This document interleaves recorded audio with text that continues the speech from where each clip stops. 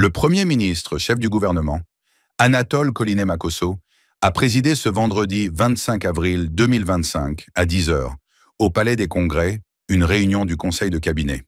À l'ordre du jour figurait l'examen de plusieurs projets de textes présentés par les ministères suivants.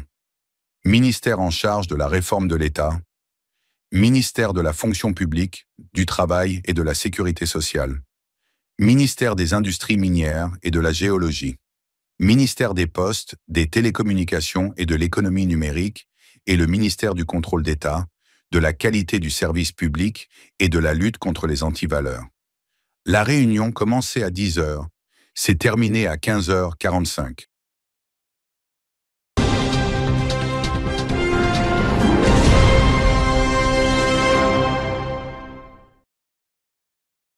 Rendez-vous des professionnels de la radiologie et du secteur médical en Afrique, le Congrès de Brazzaville accueille des experts venus de divers horizons. Ils sont médecins, scientifiques, ingénieurs, biomédicaux et autres fournisseurs d'équipements.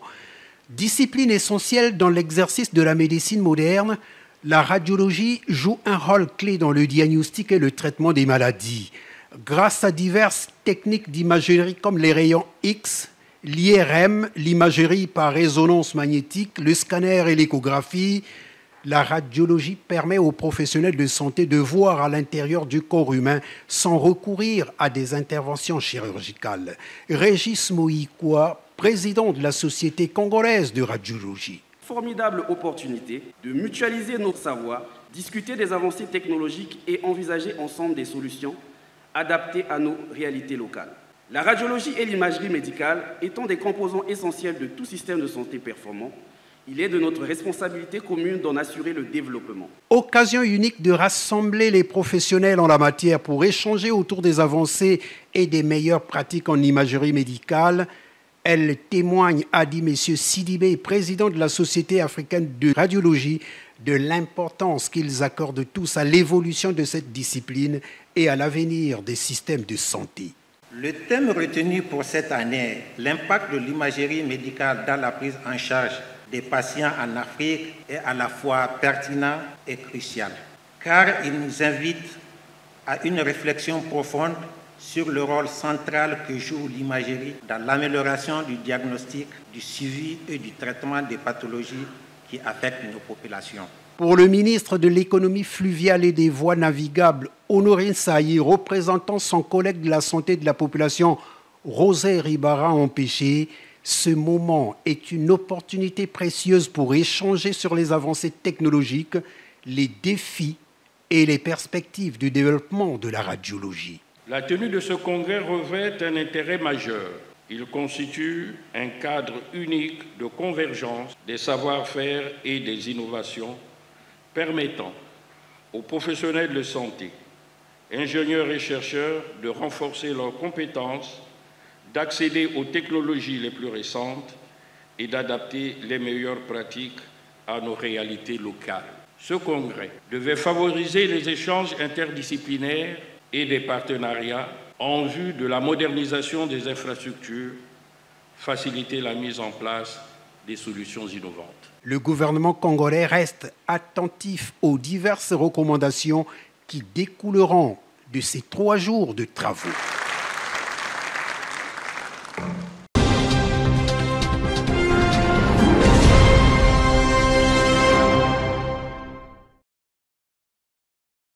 L'une des principales contributions de la radiologie est sa capacité à fournir un diagnostic rapide et précis. Anatole Koliné-Makosso, au nom du président de la République, du gouvernement et en son nom personnel, a salué la présence des éminents conférenciers venus d'Afrique et d'ailleurs, porteurs d'expertise et d'inspiration. Pour le chef du gouvernement, cette rencontre de Brazzaville est une étape importante pour la médecine en Afrique et plus particulièrement pour le Congo. Une occasion privilégiée de réflexion, de savoir partagé et d'engagement collectif pour une médecine moderne, accessible, humaine et performante. J'ai retenu des explications des spécialistes que la radiologie n'est plus seulement une spécialité parmi tant d'autres. Elle est devenue un pilier essentiel de la médecine contemporaine, au cœur du diagnostic. du suivi thérapeutique, de la prévention et même de la recherche clinique. Elle permet de franchir les frontières de l'invisible, d'anticiper l'évolution des pathologies ainsi que d'orienter les décisions médicales avec rigueur et précision. À l'ère de l'intelligence artificielle, du big data médical et de la médecine personnalisée, la radiologie est appelée à jouer un rôle encore plus stratégique. S'adressant aux congressistes, le Premier ministre a souligné que votre congrès, par la diversité et la qualité de ses participants, est le témoignage de l'Afrique qui pense, innove, échange et qui construit. Il symbolise une capacité à conjuguer science, solidarité et souveraineté dans la construction d'une médecine qui répond aux besoins de nos populations. Je vous invite à faire de ces assises un véritable laboratoire d'idées, un creuset d'engagement et un point de départ pour des actions concrètes et durables. Le gouvernement de la République du Congo restera attentif aux recommandations issues de vos travaux et s'engage à les examiner avec la considération qu'elles méritent, dans une logique d'amélioration continue des conditions d'exercice et de prise en charge dans le secteur de la radiologie. Pour le Premier ministre, la vision du gouvernement est claire, bâtir un système de radiologie résilient, moderne, équitable et tourné vers l'excellence.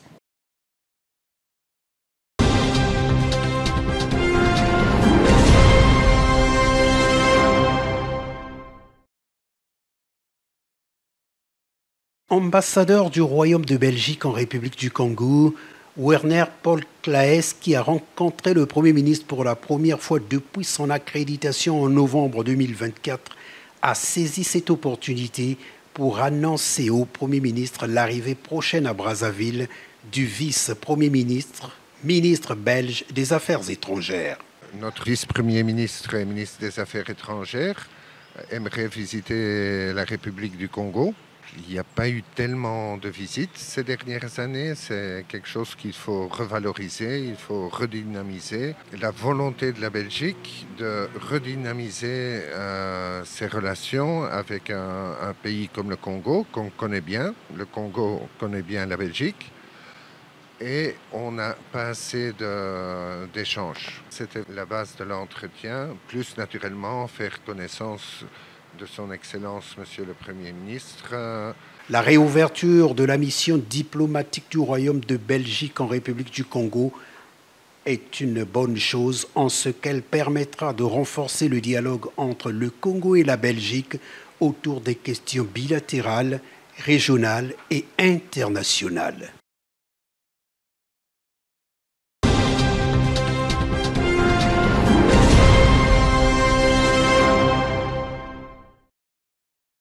Palme dressée devant le portail, le drapeau jaune et blanc du Vatican en berne, le portrait du pape François exposé partout, accompagné d'un ruban noir, l'ambassade du Saint-Siège au Congo traduit l'image du deuil. En ce mercredi 23 avril 2025, le Premier ministre Anatole Koliné-Makosso s'est plié à la tradition en venant témoigner la solidarité du peuple congolais à l'égard de tous les chrétiens catholiques. Reçu par le nonce apostolique au Congo et au Gabon, Javier Herrera Corona, le chef du gouvernement a pris place dans la salle dédiée pour signer le livre de condoléances en écrivant « L'humanité en général, le peuple chrétien en particulier et plus profondément la communauté catholique est en deuil et pleure la disparition de sa sainteté le pape François rappelé à Dieu le 21 avril 2025, un lundi de Pâques, signe d'une parfaite communion avec son Père qui est dans les cieux. Au nom du gouvernement et en mon nom propre, je tiens à exprimer ma profonde compassion à son Excellence le nonce apostolique et à l'ensemble de la communauté catholique sous sa juridiction. Nous saluons ici la mémoire d'un pape réformateur et qui a œuvré à rapprocher l'Église de Dieu du peuple de Dieu en abordant sans tabou et sans a priori les problèmes de société en lien avec l'évolution du monde. Puisse son âme reposer en paix et son œuvre continuer à inspirer l'humanité. Anatole Koliné-Makosso, Premier ministre chef du gouvernement. Fin de citation. Pour le Premier ministre, l'action du pape devra servir d'importants repères et qui devrait davantage inspirer l'ensemble des humains. Nous venons pour traduire cette expression de solidarité, de compassion, parce qu'il s'agit d'un grand homme, d'un grand esprit qui vient de nous quitter. Un pape réformateur, c'est ainsi qu'on le reconnaîtra, pour avoir œuvré à rapprocher davantage l'Église de Dieu du peuple de Dieu, en invitant les serviteurs de Dieu à aller vers les populations, à porter le message de paix, d'amour, de concorde, d'unité, aborder un certain nombre de sujets sans tabou, rechercher le consensus, promouvoir le dialogue et nous accorder sur l'essentiel. C'est ce message que le pape François laisse à l'humanité. Nous travaillerons pour que, ici au Congo, qui avons un accord cadre avec le Vatican, nous œuvrerons pour que les exhortations du pape sur l'éducation, sur les droits de la femme, sur les droits des pauvres, sur les droits des personnes vivant avec handicap, sur les droits apportés aux couches vulnérables, que tous ces droits soient respectés et que nous puissions être davantage aux côtés de l'Église catholique, qui s'est révélée pour nous, au même titre que l'ensemble des croyances, comme des repères importants pour l'édification non seulement de la foi, mais des valeurs civiques et morales au sein de la société. Nous travaillerons pour que ces relations soient toujours davantage soudées. C'est ce samedi qu'auront lieu à Rome, dans la cité-État du Vatican, les obsèques du pape François.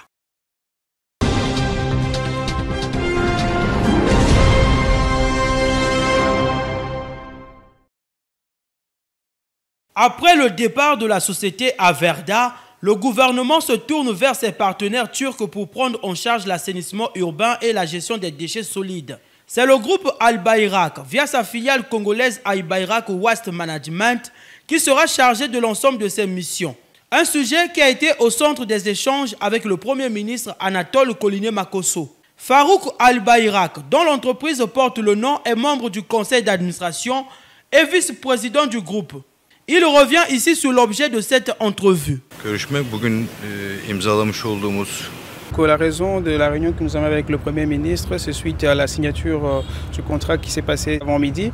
Et on est venu voir le Premier ministre pour discuter sur cet accomplissement de cette signature, des petits points qui étaient dans le contrat et le remercier aussi pour son implication. Ce qu'il faut retenir, c'est que nous allons commencer les travaux, effectivement, d'abord avec les engins et les équipements qui sont en possession de la ville présentement, mais tout en attendant aussi la commande des nouveaux engins et équipements qui vont arriver d'ici 3-4 mois pour aller de façon exponentielle dans les travaux. Mais déjà avec les engins qui existent aujourd'hui, nous allons commencer les travaux avec les efforts que nous aurons en main. Avant d'entamer le démarrage effectif prévu dans les prochaines semaines, Al Bayrak Waste Management s'est attaché à effectuer un repérage sur le terrain. Il faut savoir déjà que nous avons des équipes qui étaient ici depuis 7 mois. Et c'est des équipes techniques, des opérations des terrains qui ont l'expérience dans ces secteurs et qui ont abattu un grand travail et qui ont fait des travaux sur toutes les routes, les grandes artères, effectivement pour savoir pondre une bonne stratégie de gestion des déchets solides et des transportations. Donc nous avons un grand travail que nous avons abattu et les équipes ont déjà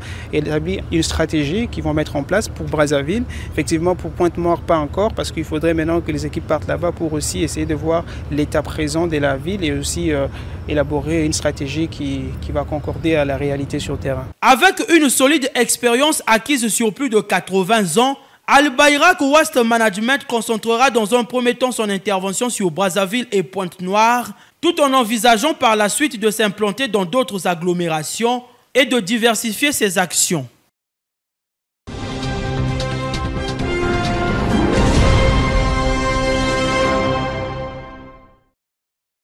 Après des années de difficultés et de défis infrastructurels, l'espoir renaît enfin pour l'Institut des déficients auditifs avec un nouveau site et de nouvelles infrastructures scolaires qui ouvriront d'ores et déjà une nouvelle ère. Après le mot de bienvenue de l'administrateur maire de Mongompuku, le directeur général de SLB, Yannick Mwamba, a affirmé qu'en 4 mois de travaux, un grand défi social a été relevé.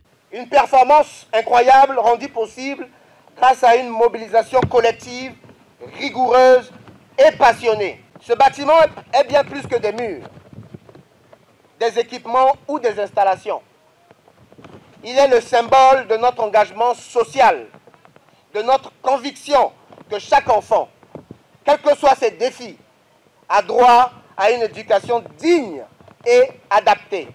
Étant sur tous les fronts pour apporter le soutien du gouvernement aux populations vulnérables, la ministre des Affaires sociales a tenu à exprimer sa reconnaissance envers les partenaires qui ont œuvré pour réaliser ce projet. Soyez chacune et chacun remerciés pour votre présence effective ici à Mongompoku, à la circonscription d'action sociale, pour célébrer l'aboutissement d'une œuvre communautaire sortie des terres, grâce à l'appui technique et financier de notre partenaire. J'ai cité la société SLB qui a dépensé, sans compter, toutes ses énergies pour contribuer à l'amélioration des conditions d'apprentissage de nos enfants. À travers ce projet, nous affirmons que les déficients auditifs ne sont pas définis par leurs limitations, mais bien plus par leurs capacités, leurs talents et leurs aspirations. En investissant ici, nous faisons bien plus qu'ériger des murs. Nous bâtissons une école de l'espoir, une école de l'inclusion et une école de la République. Après les libations faites par les sages et notables, le chef du gouvernement a coupé le ruban symbolique et visité les locaux de l'Institut.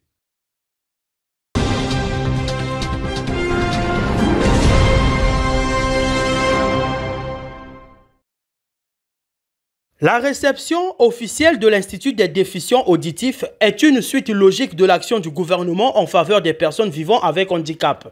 En effet, après la tenue historique du premier Forum national sur le handicap qui a été organisé en décembre 2024, sans oublier la loi sur la protection et la promotion des droits de la personne âgée et vivant avec handicap en République du Congo, conformément à l'article 31 de la Constitution et aux normes internationales, tout est mis en œuvre pour garantir l'avenir socio-professionnel et même économique des personnes vivant avec handicap dans notre pays. Le Premier ministre confirme ainsi que le gouvernement ne laissera personne au bord de la route. Souvenez-vous, dans ce pays, nous étions en avril 1992, lorsque le président Denis Sassou Nguesso promulguait la loi sur le statut des personnes handicapées en ce pays.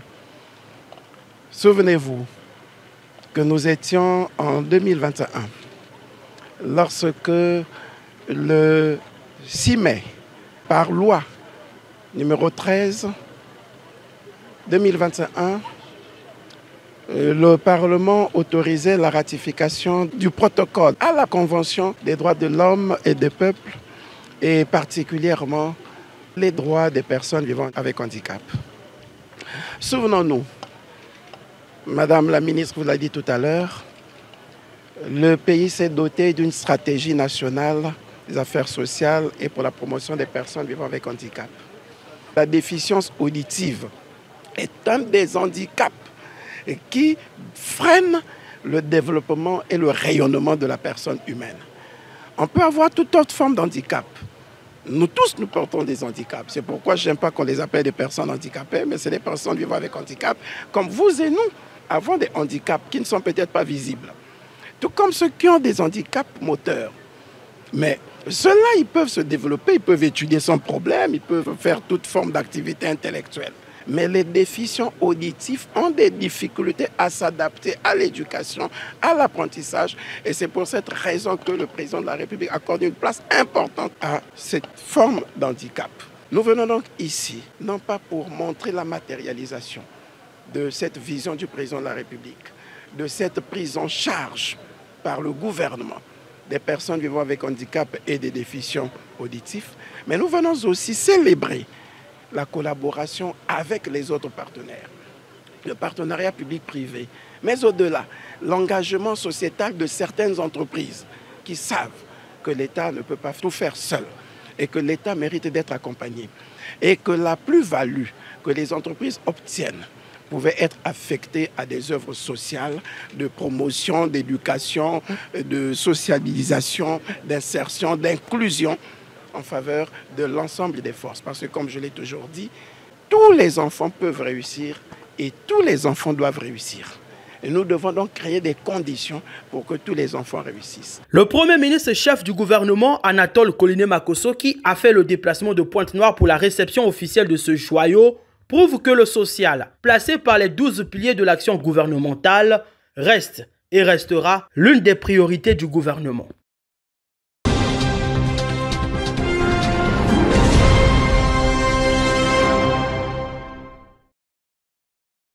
Après presque 3 mois d'inscription aux différents examens d'État, la direction des examens et concours fixe l'opinion sur les statistiques des examens, comme l'explique le directeur de cette institution. Par rapport au traitement, voici les effectifs que nous disposons maintenant. Au bac, nous avons 94 181, au BPC 124 829, au CEP 136 425. Maintenant, pour le reste, je crois que il y a la nomination, par exemple, des équipes pédagogiques.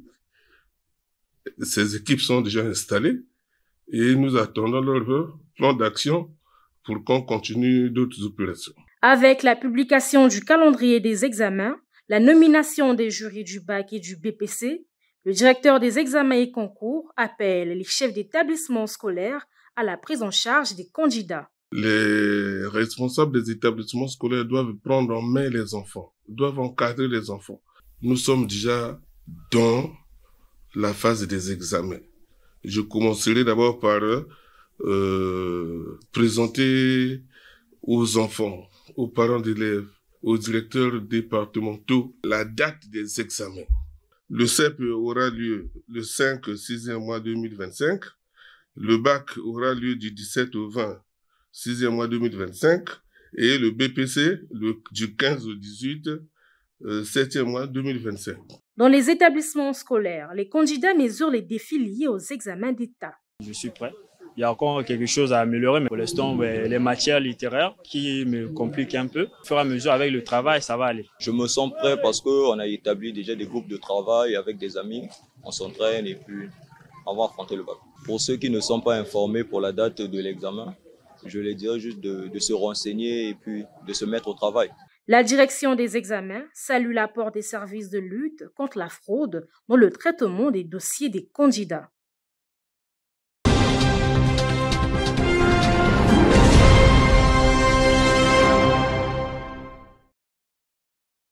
Ce sont les 3 lauréats du concours interrégional d'entrepreneuriat. Il aura fallu 5 minutes pour chacun d'eux de défendre leur projet.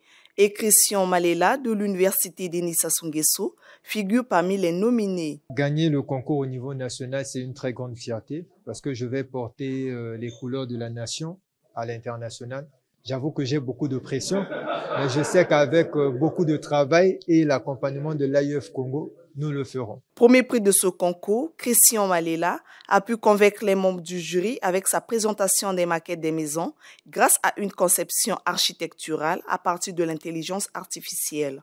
Un travail apprécié par le jury. C'est un projet porteur et le candidat qui est architecte nous a démontré qu'il a la maîtrise du projet. Il y a une connexion entre l'objectif de développement durable et l'implication de l'IA. Et donc, le candidat nous a exposé son budget prévisionnel qui était bien détaillé. Donc, nous a démontré sa capacité financière. Le candidat a démontré également sa capacité technique et nous avons pensé, parmi d'autres candidatures aussi brillantes, que cette candidature était la meilleure. Des 11 candidats en lice, seul Christian Malela représentera le Congo au Maroc pour le concours régional du 27 au 30 mai prochain.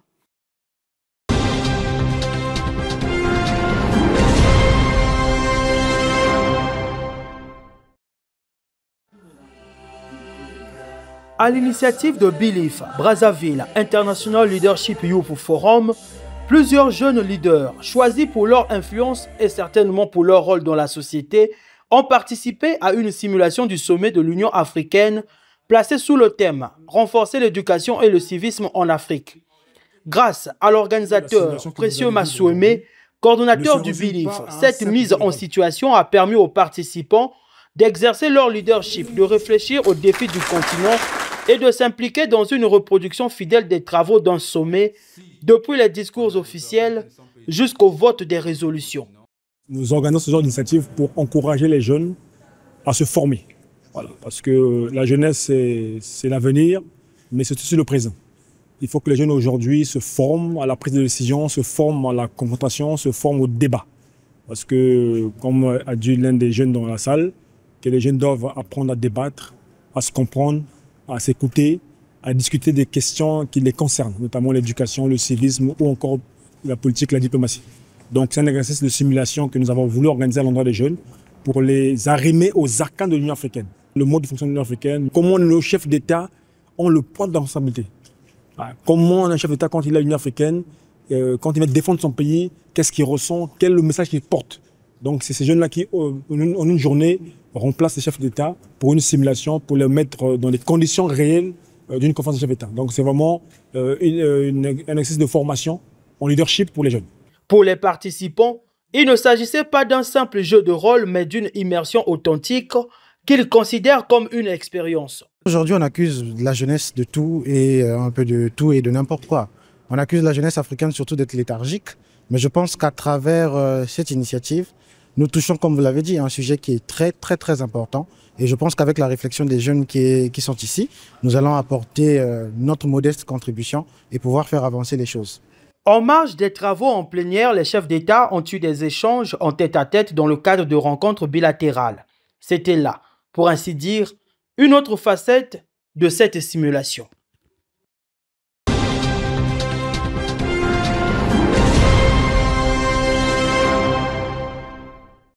Après avoir entendu l'exposé de notre impétrant ici présent, et suivi donc les observations des membres du jury, à délibérer et attribuer ce qui suit. Et sur la forme, 4 sur 5. Et sur la présentation, 4,5 sur 5. Et sur le fond, 8,5, pour un total de 17 sur 20. 17 sur 20, c'est la mention obtenue par Motondi Bruno. Dans un mémoire de 87 pages, l'impétrant propose une analyse de la politique étrangère du Congo entre 2015 et 2024. À travers une démarche analytique, il revient sur les fondements historiques et idéologiques de la diplomatie congolaise. Une démarche qui lui a permis d'explorer des axes prioritaires ayant conduit aux résultats obtenus tant au niveau régional qu'international. La politique étrangère du Congo relève du domaine de ma compétence. Et il aurait fallu que je comprenne aussi les enjeux du pays en matière de politique étrangère. Et cela, moi, futur cadre de maison, je pourrais savoir comment je ferais face à certaines choses et comment le pays fonctionne en matière de relations internationales. Oui. Des résultats jugés de qualité avec une rigueur scientifique de la méthode. Aux yeux des membres du jury, ce travail pourrait servir de base dans les réflexions sur les futures orientations diplomatiques du pays. Nous avons fait un travail scientifique et dans ce travail, il y a des objectifs. Un objectif principal que nous sommes fixés pour atteindre. Et l'objectif était de voir comment le Congo est en train de conduire sa politique étrangère sur la scène internationale depuis 2015 à 2024. Et nous avons essayé un peu de voir les défaillances, les limites de l'action de cette politique-là. Et ayant déjà compris ces limites-là, nous avons tenté de mettre en place quelques stratégies que le Congo pourra adopter justement pour améliorer l'action de sa politique étrangère au niveau international. À travers cette recherche, l'impétrant décroche avec distinction son diplôme supérieur de l'École nationale d'administration et de magistrature.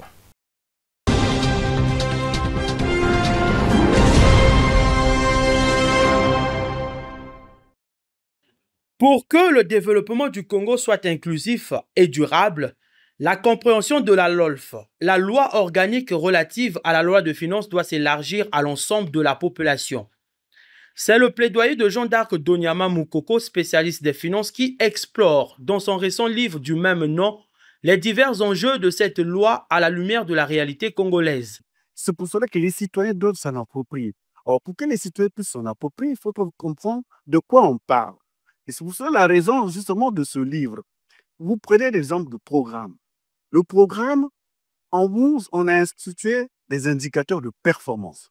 C'est-à-dire, ce n'est plus comme à l'époque où on pouvait engager les dépenses publiques sans qu'il y ait derrière des résultats mesurables. Aujourd'hui, on a des indicateurs qu'on appelle des indicateurs de performance, mais qui sont mesurables. Donc, à chaque dépense publique, derrière, il faut qu'il y ait un indicateur qui permet de vérifier l'efficacité de la dépense publique. Sous le thème « Approche innovante et idées audacieuses pour le développement du Congo », l'écrivain a livré une analyse riche à la presse nationale mettant en exergue la pertinence du budget programme et la nécessité de tendre vers le budget base zéro, gage d'une meilleure maîtrise des ressources publiques. C'est seulement cette année que nous avons basculé en mode budget programme.